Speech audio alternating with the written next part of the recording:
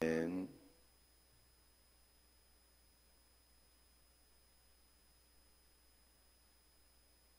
하나님은 기업이 될 땅을 주심으로 정의와 공의를 명령하신 후에 이스라엘 백성을 속죄하기 위한 제사에 대해서 알려주고 계시다는 것입니다.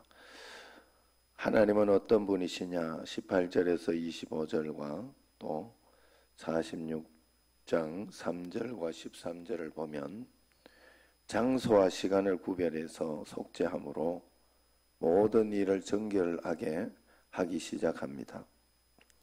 모든 일을 정결함 가운데 시작하게 하십니다. 이스라엘 백성은 새해 첫날 성소를 정결하게 하고 모르고 범한 죄까지 속죄한 후에 첫째 달 유월절과 일곱째 달 초막절에 모든 죄를 속하는 제사를 드려야 합니다. 첫째 달과 일곱째 달이니까 이 반을 딱 이렇게 나누어서 첫 번째 시작할 때 하나님께 속죄하는 것이죠.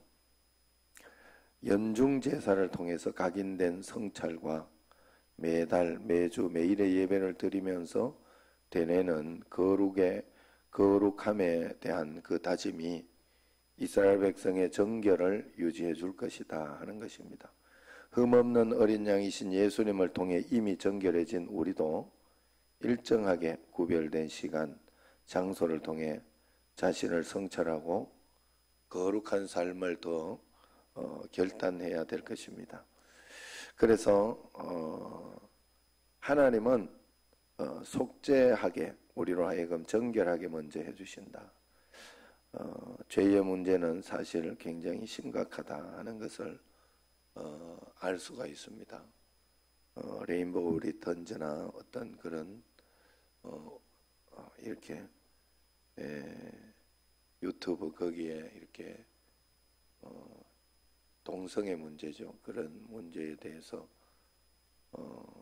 그 구독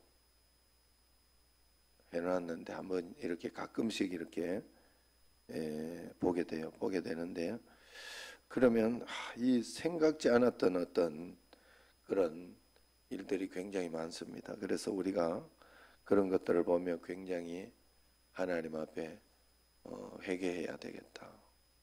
참 죄 많은 세상이다 하는 그런 생각을 하게 됩니다.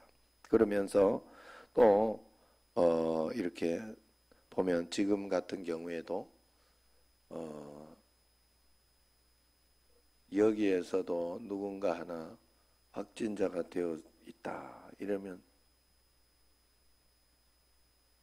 다 문제가 되죠. 전부 다 문제가 되는 거예요. 그 사람이 기침을 해도 문제고 그냥 뭐 다른 사람 접촉을 해도 문제고 다 문제가 되는 거예요. 그러나 사실 지금 여기 괜찮다, 서로 아무 문제 없다 그러면 다 문제가 안 되는 거죠. 이걸 보면서 이렇게 그러면은 기침을 해도 괜찮고 서로 접촉을 해도 괜찮고 아무것도 문제가 없어. 바이러스나 이런 것에 문제가 없기 때문에 죄도 이와 비슷하다는 생각이 들었습니다. 그래서 우리는 늘 예수 그리스도께 하나님께 나와서 정결함을 받고 정결함으로 매일매일 살아내야 할 줄로 믿습니다. 자, 그 다음에 18절에서 20절과 또 46장 9절에서 9절이고 19절과 24절에 보면 질서를 갖추시는 하나님을 이야기합니다. 제사 전에 먼저 성소를 정결하게 하시고 백성이 성소에 들어와서 이리저리 방황하지 않게 진행 방향을 또 알려주시며 성소 안에 마련된 부엌에서 제물을 준비하게 하십니다. 또한 부엌에 차등을 두어서 거룩한 것이 함부로 백성에게 노출되지 않도록 그렇게 하십니다. 우리 공동체도 각자 역할을 따라 질서 있게 세워져 가고 있습니까? 내 삶에 흐트러진 부분은 없는지 그것도 한번 살펴봐야 됩니다. 매일매일 하나님 앞에서 질서라는 것, 자기 자신의 어떤 위치, 어떤 이런 것들을 아는 것이 굉장히 중요해요. 질서가 굉장히 중요해요. 그래서 내가 회사에서 어느 위치에 있는가, 또 아니면은 내가 교회에서 어느 직분에 있는가, 또 아니면은 내 가정에서 내가 어떤 자리에 있는가, 이것을 잘 살펴보고 자기의 위치, 그 질서를 잘 알고 그렇게 하는 것이 바로 신앙생활의 어떤 그런 위치다 하는 것입니다. 그러므로 매일매일 하나님 앞에서 질서를 아는 것이 내 자신을 아는 것이고, 또 내가 해야 할 일을 제대로 알게 된다 하는 것이죠. 그러므로 매일매일 하나님 앞에 그 질서와 어떤 순서를 알 수 있도록, 또 질서대로 모든 것들을 해나갈 수 있도록 주님 앞에 간구하고 기도하시기를 바랍니다. 자, 그러면 우리에게 주는 교훈은 무엇이냐? 46장 1절에서 18절까지를 보면, 군주는 성소의 모든 제사를 위해 제물을 준비하고 자신도 백성과 함께 번제와 소제, 감사제를 드립니다. 하지만 이렇듯 흠없는 제물과 온정으로 드리는 제사도 제사하는 이가 부정하면 아무 소용이 없습니다. 속죄는 말과 의례로만 이루어지는 것이 아닙니다. 의례를 행하지 않는 평소의 삶도 거룩하고 정결해야 된다 하는 것이죠. 정결하고 정의로운 삶에는 관심을 두지 않는 채 예배와 예물에만 신경 쓰고 있지 않느냐 하는 것을 살펴봐야 돼요. 우리의 삶이 예배가 돼야 된다. 우리의 모든 행동이나 모든 것에서 먼저 하나님 앞에 예배를 드리는 것이 우리가 오늘 이 자리에서도 예배 드리는 온전한 의미, 이유가 될 것이다 하는 것입니다. 그래서 삶으로 주님 앞에 예배를 잘 준비하고 거룩한 산 제물의 삶을 살고 있는지를 꼭 살펴봐야 돼요. 오늘 그 이병덕 집사는 이병덕 코치라고 이야기했죠. 그 축구 하면서 이렇게 했는데 올해가 이제 40이 되는가 봐요. 그래서 40이 된다고 그렇게 했는데 아버지가 아마 돌아가셨어요. 연세는 73세이신 것 같은데 74세 됐겠네. 만으로 이렇게 해놓으니까. 그래서 오늘 2시로 문자를 해놨는데 잘 들으세요. 1시 반으로 가려고 그래요. 여기서 출발을 1시 반으로. 그래서 권사님들이 집에 있는 권사님들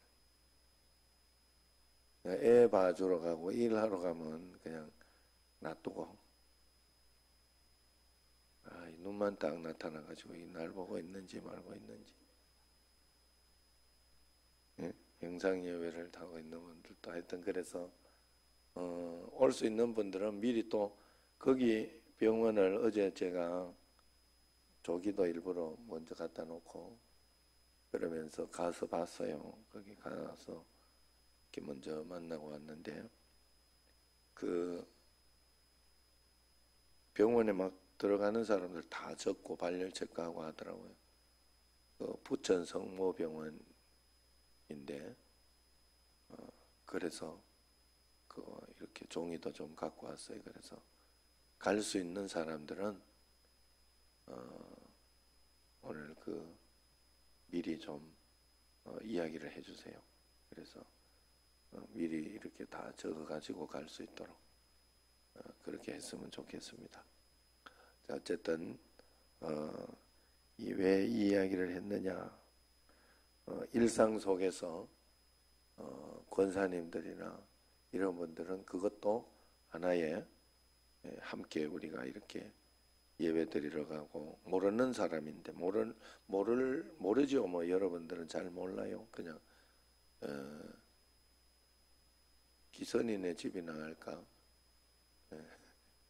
기준이 축구한다고 이렇게 가르쳐주고 했기 때문에 그랬는데 2부 예배 때 이렇게 나오는 우리 그 집사님이요. 그래서 여러분들이 함께 그런 모든 것에도 함께 마음을 모으고 기도하고, 또 이렇게 제가 가자고 할 때는 그냥 부주나 이런 것도 너무 신경 쓰지 마세요. 그런 거 그냥 가서 함께 예배 드리자고 가는 거예요. 그래서 예배 드리고 기도하고 이렇게 오면 거기도 위로가 되고 또 힘이 됩니다. 자, 마지막으로 46장 16절에서 18절에 보면, 포로 이전의 왕들은 백성의 땅을 빼앗아 신하들에게 나누어 주고 자식들에게 물려주므로 백성을 곤궁하게 하고 하나님이 명하신 땅의 경계를 무너뜨렸습니다.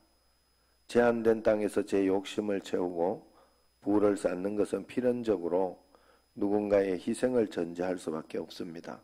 오늘 우리가 과도하게 누리는 것 때문에 희생되는 이들이 있습니다.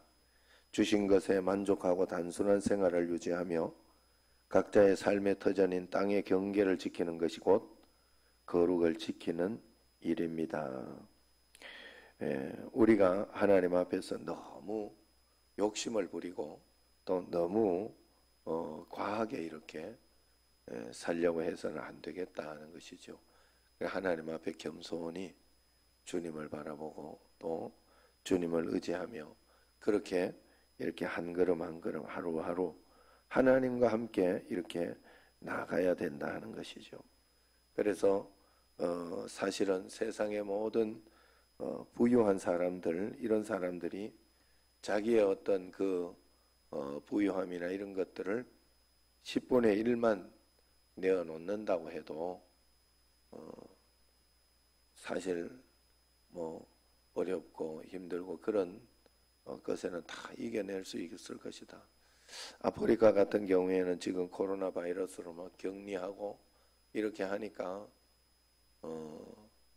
일자리가 없고 그런 일들 때문에 정말 난리도 아니라 우리. 그래서 오히려 그 굶어 죽게 생겨가지고 차라리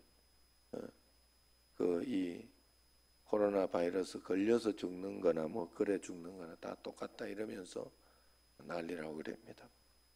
우리가 하나님 앞에서 우리 교회도 그래서 그 일을 잘 감당할 수 있도록 매번 선교, 구제 이런 일에 힘쓰고 늘 애를 쓰고 있으니까 여러분들도 그런 일에 함께 동참하시고 또 기도하면서 또 나가야 되겠죠. 우리도 케냐에도 개별적으로도 또 다들 이렇게 선교를 하고 있고 매월 한 사람씩 이렇게 선교를 하고 또 그러면서 장학생으로 이렇게 하고 있으니까 그리고 다른 어떤 것들의 선교 구제 이런 것들을 하고 있으니까 하나님 은혜 가운데 잘 모든 것들이 될 수 있도록 우리가 더 기도하고 간구해야 할 것입니다. 오늘도 하나님 앞에서 우리가 그러한 마음으로 삶에서 예배가 되고 삶에서 기도가 되고 또 우리 삶 속에 너무 많은 욕심을 부리지 말고 하나님 앞에서 내가 있어야 할 것을 매번 한 걸음 한 걸음 하나님 앞에 받는 그런 마음으로 꼭 살아야 할 줄로 압니다. 자, 오늘 함께 기도하겠습니다. 오늘도 하나님이 기뻐하시는 거룩한 산제물로 저를 드리기 원합니다. 그런 마음으로 말씀을 생각하면서 오늘 또 내 자신을 생각하면서 기도해 주시고 또 스리랑카 열방을 위해서 기도할 때 스리랑카에서 주요 민족과 소수 부족 간에 주요 종교와 소수 종교 간 갈등이 심화되고 있다고 해요. 스리랑카 정권이 민족과 종교 갈등을 해소하고 화합하는 통치를 구현할 수 있도록 그렇게 해달라고 간절히 좀 스리랑카 정부를 위해서 이 시간에 열방 기도를 하도록 하겠습니다. 오늘 말씀을 생각하면서 먼저 속죄하고 모든 일에 질서를 갖추는 그 삶을 살게 해달라고, 또 하나님 앞에서 우리의 거룩한 삶, 산제물로 일상 속에서 주님 앞에 드리도록 해달라고 기도해 주시기 바랍니다. 그리고 스리랑카가 소수 부족한 종교 간의 종교 갈등이 심화되지 않도록 은혜를 다하여 달라고 주여 한번 부르 기도하겠습니다. 주여 하나님 아버지 감사합니다. 저희들에게 은혜를 다하여 주시고 이 새벽을 깨워주시고 말씀 가운데 인도하여 주시고 오직 주님만 바라보게 하시고 표적과 기사가 일어나게 하여 주옵소서. 하나님 아버지여 저희들에게 거룩한 산제사로 산제물로 하나님께 드리게 하여 주옵소서. 스리랑카에서 하나님 아버지 또한 하나님 아버지 민족과 소수 부족 간의 종교 하나님 아버지여 주요 종교 소수 종교 갈등이 심화되고 있다고 합니다. 하나님 아버지여 참으로 이 종교 간에 하나님 아버지여 종교 때문에 죽이고 하나님 아버지여 그렇게 한다는 것은 폭력이 일어난다는 것은 오히려 종교를 가지지 못한만 못한데 하나님 아버지 그러한 모든 문제를 해결하여 주시고 역사하여 주시고 능력으로 인도하여 주옵소서.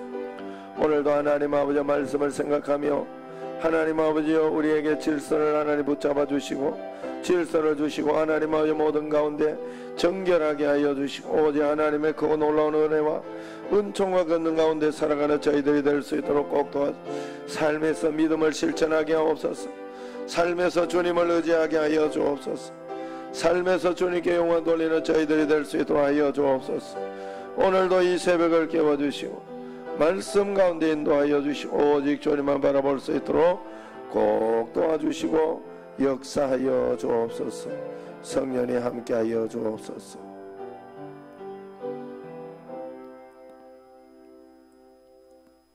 하나님 아버지 오늘도 하나님이 기뻐하시는 거룩한 산제물 또 스리랑카의 그 어려움을 다 해결해 주시고 역사하여 주옵소서. 예수님 이름 기도합니다.